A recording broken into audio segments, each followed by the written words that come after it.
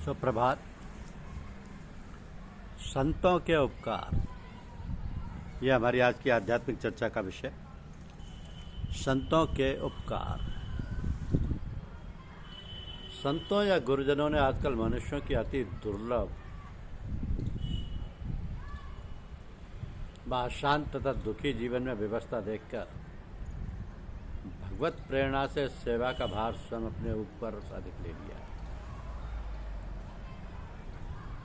संतों या गुरुजनों ने आजकल मनुष्यों की अति दुर्बल व अशांत तथा दुखी जीवन में व्यवस्था देखकर भगवत प्रेरणा से सेवा का भार स्वयं अपने ऊपर अधिक ले लिया।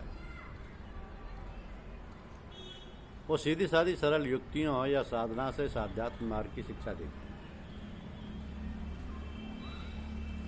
सबसे उत्तम या बड़ा उपकार ये करते हैं कि अपना खुद कमाया हुआ या बनाया हुआ जौहर या उस अभ्यासी जौहर या रस उस अभ्यासी के अंतर में प्रवेश करा के उसमें भी वही आत्मिक जज्बा व रोशनी तथा गर्मी पैदा होने में खासी व सीधी सहायता करती।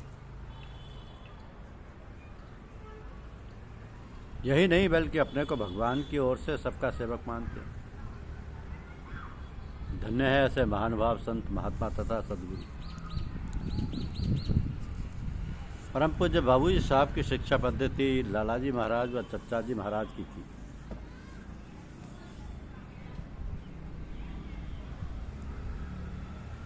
परम पूज्य बाबूजी के आसपास आध्यात्म जिज्ञासु सदा बने ही रहते।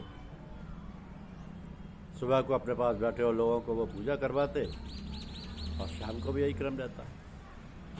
उन्हें हर काम परोक्ष रूप से करना अधिक प्रिय था। पूजा वे करवा देते किंतु ठोस काम के लिए वह कोई और ही समय चुनते। बस तो उनकी मर्जी थी। जब भी मौज में होते साधकों को क्षण भर में मंजिल तय करा देते। आप किसी प्रकार का दावा कभी नहीं करते। उन्हें कोई काम करना भी नहीं पड़ता तो परोक्ष रूप से करते और जिसका काम होता उसे भी मालूम नहीं होने देते। बस उनका ध्यान ईश्वर की ओर कर देते। मैं उसका शुक्रगुजार होकर कृत्य कृत्य हो जाता। आज उनसे फलीभूत हुए हजारों व्यक्ति उनकी बताई राह पर चल रहे हैं और वे सब इस तथ्य की मौन पुष्टि कर रहे हैं। परम पूज्य बाबूजी सब कुछ करते रहे किंतु प्रकट कुछ भी नहीं होने दिए। वो उसी प्रकार कार्य करते रहे जिस प्रकार परमपिता परमात्मा करता है। सब कुछ करते हुए भी लगता है कि कुछ कर ही नहीं रहे। अपने को छुपाए रखते, लोगों का ध्यान ईश्वर उन्मुख किए रहते। आप सत्संग या पूजा कराते और साधकों की अवस्था की जानकारी भी करते। यदि उचित जान पड़ता तो संक्षेप में सारे से समझा देते। जब कोई साधक भूल या अपराध कर बैठता तो उसे बड़े नम्र शब्दों में समझा दिया करते। एक बार एक साधक किसी कारणवश पूज्य बाबूजी से मिलने बिना टिकट यात्रा करके फतेहगढ़ आए। अपने सत्संग के बाद सबको समझाते हुए कहा कि भाई रेल में बिना टिकट सफ़र करना ठीक नहीं। तो जब वो साधक वापस जाने लगे तब पूज्य बाबूजी ने उन्हें एकांत में बुलाकर रेल का किराया दिया।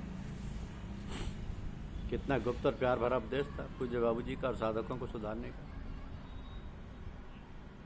परम पूज्य बाबूजी की शिक्षा का समय रात को था। उसी समय जब सब सोते हुए ईश्वर प्रेम की मदिरा पिलाते। दिन भर सब लोग अपना काम काज करते और गपशप होती। वातावरण सहज ही चमत्कृत रहता। परम पूज्य बाबूजी हर समय प्रेम की गंगा बहाए रहते और उसी में सब डुबकी लगाया करते। परम पूज्य बाबूजी को यह पसंद था कि वह जिस जिज्ञासु को जैसे चलाए वह उसी प्रकार चलता रहे। श्री लक्ष्मण सिंह जी आपकी सेवा में सदैव तत्पर रहते और परम पूज्य बाबूजी की देखभाल इस तरह करते कि इसके पहले कि पूज्य बाबूजी कुछ मांगने वो लाकर प्रस्तुत कर देते। सदा अपने को परम पूज्य बाबूजी से जोड़े रहते। परम पूज्य बाबूजी आपसे बहुत प्रसन्न रहते। अन्य भाई लोग श्री लक्ष्मण जी से कहते कि तुम भी पूज्य बाबूजी से पूजा सीख लो। तो लक्ष्मण सिंह जी ने सोचा कि ये लोग ठीक कहते होंगे। आपने अपने पूज्य बाबूजी से पूजा सिखाने की प्रार्थना की। पूज्य बाबूजी ने कहा तुम ऐसे ही ठीक हो। बात आई और चली गई। कुछ दिन बाद भाई लोगों ने फिर उकसाया कि पूज्य बाबूजी से पूजा तो सीख लो। पूज्य बाबूजी ने सुनी अनसुनी कर दी। तीसरी बार जब से लक्ष्मण सिंह जी ने फिर पूजा सिखाने के लिए अनुरोध किया तो पूज्य बाबूजी ने पूजा बता दी। उसके बाद से लक्ष्मण सिंह जी परम पूज्य बाबूजी के पास से चले गए और कई वर्षों तक उधर रुझान नहीं हुआ। इस प्रकार परम पूज्य बाबूजी सबका मार्गदर्शन करते रहते और शुभचिंतक भी बने रहते। किंतु कोई यदि मनमानी करने पर उतर आता या बात ना मानता तो उसे कुदरत के हाथों सौंप देते। इस मार्ग में यदि कोई 1 इंच भी बढ़ता तो पूज्य बाबूजी उसकी ओर 1 गज बढ़ते। आने वालों की आध्यात्मिक भूख आपके पास उठने से पहले ही बुझ जाती। आने के पहले जितनी भी जिज्ञासाएं मन में उठती, पास पहुंचने पर सब शांत हो जाती और सबके उत्तर हृदय में ही मिल जाते। तो परम पूज्य बाबूजी शिक्षा देने में एक बात का विशेष ध्यान रखते कि वो जो कुछ कहते हैं उसको अपने जीवन में पहले उतार कर दिखा देते। जिस मार्ग पर वे चलना चाहते उस पर पहले स्वयं अमल करते, फिर उदाहरण प्रस्तुत हो जाने के बाद ही आप किसी से अपेक्षा करते। तो परम पूज्य बाबूजी बिल्कुल निर्लिप्त तथा अविचल रहते। आपके ज्येष्ठ पुत्र श्री राम बिहारी लाल जी काफ़ी बीमार हो गए, पीड़ा से करा रहे थे। पूज्य बाबूजी पास ही लेटे थे। पूछा, क्या बिल्ले, बहुत तकलीफ है? आपके सुपुत्र जी ने कहा, हाँ लाला। आपने फरमाया, अपने पीर को पुकारो। कुछ देर बाद पीड़ा कम हो गई और बस हो गई। पूज्य बाबूजी व्यवहार कुशल संत हुए। आपने अपने सुपुत्र को स्वयं अपने पीर अथवा सदगुरु की शरण में हो जाने को कहा।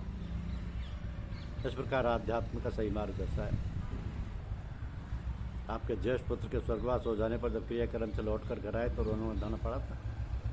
अम्मा बहुत रो रही थी। आप उनसे कहने लगे, हमारी तरफ देखो कि अपने हाथों से आग लगा दी। ईश्वर के मार्ग में इतनी बड़ी कुर्बानी देने के बाद भी परम पूज्य बाबूजी पर रंच मात्र भी शोक की छाया न थी। इस प्रकार पहले स्वयं प्रैक्टिकल करके दिखा देते, फिर अन्य लोगों का मार्ग प्रशस्त करते।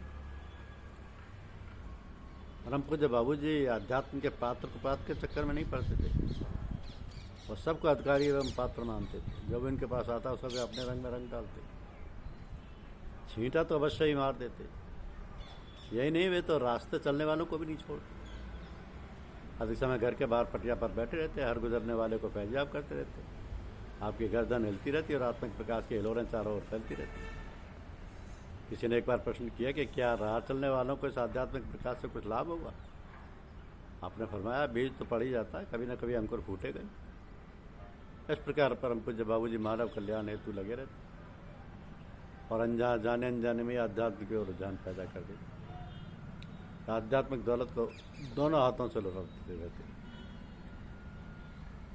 इस दौलत का शाश्वत नियम है कि जितनी खर्च की जाए उतनी बढ़ती है। इसका उद्गम स्थान उस परमपिता के चरणों में है, वहाँ उसकी कोई कमी नहीं। धन्यवाद। यूट्यूब चैनल को लाइक और सब्सक्राइब अवश्य कीजिए। शुक्रिया।